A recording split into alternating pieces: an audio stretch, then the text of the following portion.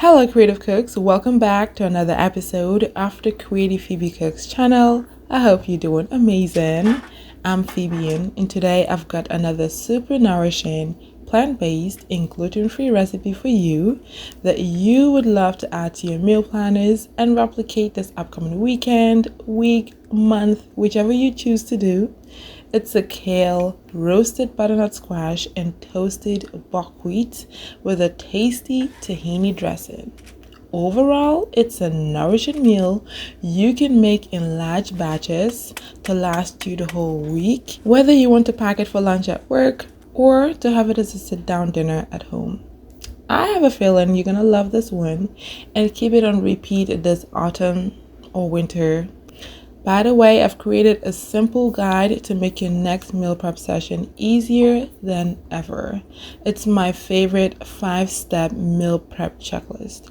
Be sure to sign up for that using the link below so you can download your free 5-step meal prep checklist. I hope it works wonders for you as it has for me. And I'd love to hear your comments if you've downloaded, how it's working for you. Do you have it posted on your fridge? That way it can help guide you during your meal prep session. I want to hear all about it. So be sure to continue that interaction in the comment section below. Alright, let's get to today's recipe. We're going to begin by preparing a large butternut squash to roast it.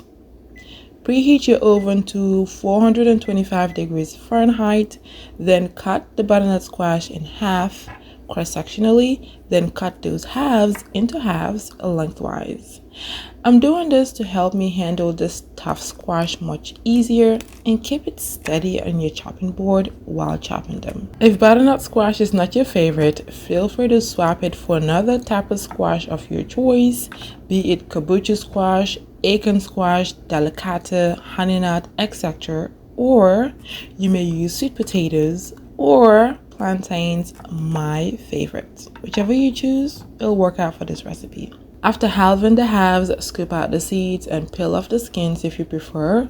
You can absolutely leave the skin on if you choose since they're edible.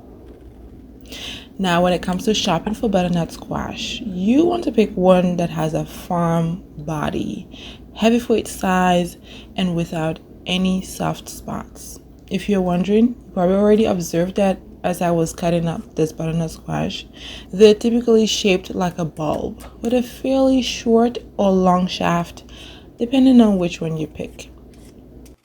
After scooping and peeling the squash, I'm left with close to 1.3 kilograms of butternut squash, which is equivalent to about 2.8 pounds for reference.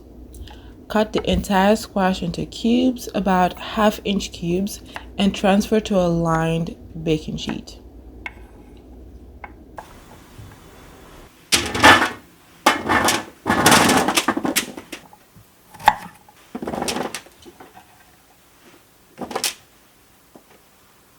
Then season with ground coriander, ground cinnamon, salt, black pepper, coconut oil. You can also use olive oil if you prefer, if that's what you have on hand as well. And a small bunch of fresh sage leaves, which is a nice celebration of the setting in of autumn. Toss well to coat each cube with the seasonings and transfer to your oven to roast for 20 to 25 minutes. By then, they'll be fork tender and ready to munch on. If you're loving this video so far, please give it a huge thumbs up so that other creative cooks like you can find it easily. Also, subscribe to the Creative Phebe Cooks channel and turn on all notifications so that you do not miss any new delightful plant-based recipes like this one. Thank you.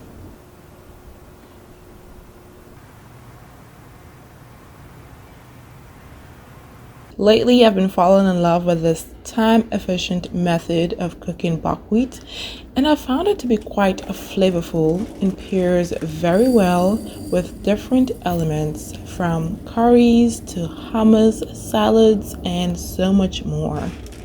It's also a robust and a nutrient-dense replacement for rice, if that's something you fancy, to switch things up here and there every now and again.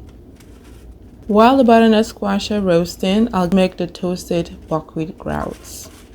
I shared a similar version of it a few episodes ago, where I shared my approach for meal prep on a plant-based lifestyle. If that's something you'd like to watch, I have it linked down below for you in the description box. To make this toasted buckwheat groats, I'm starting off with 300 grams of roasted buckwheat groats that I soaked the night before. Roasted buckwheat groats are different from raw buckwheat groats in that they have been pre-cooked by roasting and have a sweet, nutty aroma similar to hazelnuts with a nice touch of honey flavor, which will add another layer of flavor to this overall meal or whatever it is that you're having it with. Also, they do absorb seasonings very well, which is amazing. After the buckwheat groats are well soaked, they plump up within about 8 hours, but really I prefer to soak them the night before. That way I don't have to think about it when I actually need it. After soaking the groats, drain them in a strainer or a colander and let them drain for about 5 to 10 minutes to make sure it drains really well so the seasonings can be well pronounced, or else they'll be watered down and that won't be fun. It won't be tasty, you know? Transfer the buckwheat groats to a parchment lined baking sheet and season with ground coriander, ground fennel seed, coarse sea salt, black pepper, crushed red pepper flakes for a nice touch of spice, coconut oil or olive oil, whichever one you have on hand, and fresh dill. You may also use basil, rosemary. Just use a nice fresh herb, not dried herbs, because the fresher the better and the taste will be much more pronounced and flavorful. So whatever fresh herbs you have on hand would work out great. Divide the seasoned buckwheat groats between 2 separate baking sheets if necessary so they do not clump up during baking, and then after that spread them into a nice even layer. Now by this time the butternut squash is all done and fork tender. Remove the roasted butternut squash from the oven, and if you don't need it right away, allow it to cool before you store it.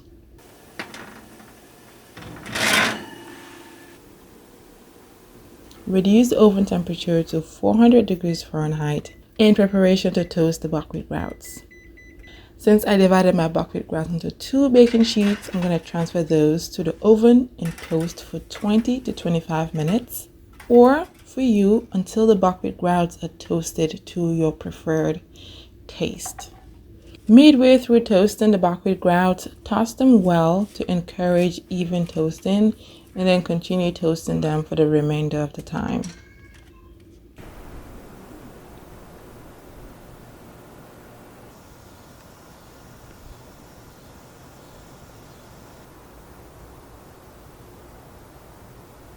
Alright, while the buckwheat is toasting, I'll make a very simple tahini and honey dressing to add a bit of pizzazz to this entire meal. For the dressing, combine together tahini or sesame paste. If you find that you're allergic to tahini or sesame product, you may want to swap that for a nut butter or maybe a seed butter. I'm not really sure about the seed butter, but maybe a nut butter would work better.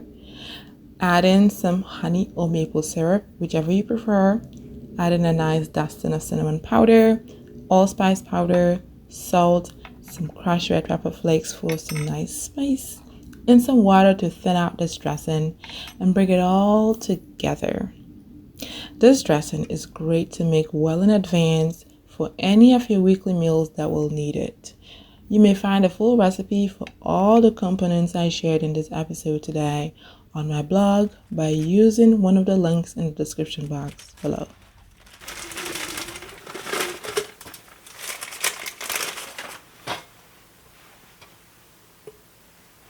While the buckwheat groats still have a few more minutes to toast, I'll prepare the kale, which will add a nice layer of freshness, some green to the overall meal. You may opt for any type of kale or any type of green that you fancy. Have it raw, sauteed, or blanched in boiled water, whichever works well for you. You may get my shopping tips for kale by watching one of the links I've listed in the description box below. So I decided to blanch my kale, and for that, remove the stalks from the kale leaves and then tear up the leaves into manageable pieces. They don't have to be chopped or anything fancy. Bring a pot of water to a boil and season with coarse sea salt. Then reduce the heat to medium so the water can just simmer. No boiling needed. Add in the kale and blanch for about 30 seconds until the kale turns bright green. This color really makes a difference to the overall look and feel of the entire meal. After blanching them, drain and set them aside in a bowl. Then drain out any excess liquid that came along with them after draining them from the simmering water.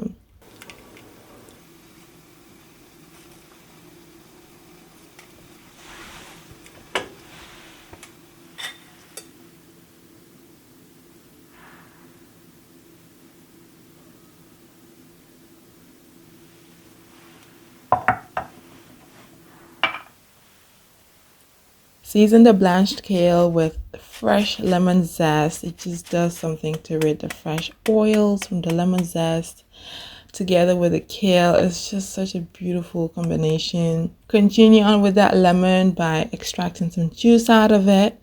And then after that, sprinkle a nice touch of salt on this kale and toss well. I'm also adding in a tablespoon of hemp seeds for a nice nutty crunch flavor to it, and maybe a nice spice of protein as well. If you're having the kale raw, add in the seasonings and massage the kale so it absorbs the seasonings well. That is also a really amazing way to have it.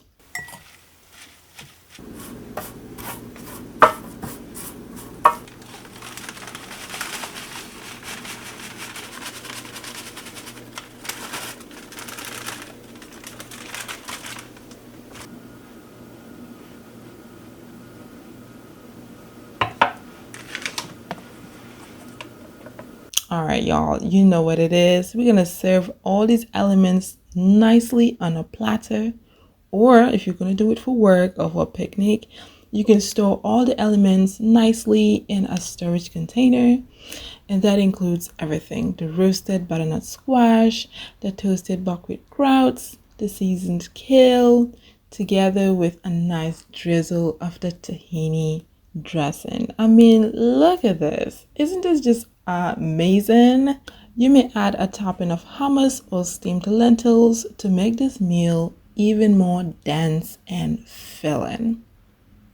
Feel free to mix and match any of these elements with other recipes, use server. The possibilities are endless. Whatever you choose, there's no hard and strict rule when it comes to this meal. Be sure to get a copy of my digital meal planners by using one of the links below so you can write down this meal idea that you can have for lunch or dinner in the upcoming week. All right, creative cooks, I really appreciate you for tuning in today. I can't wait for you to make this recipe and let me know in the comment section below on your take for this kale roasted butternut squash and buckwheat with tahini dressing. Of course, I'd love it if you share it with your loved ones as well. Thank you so much for watching, and chat again soon.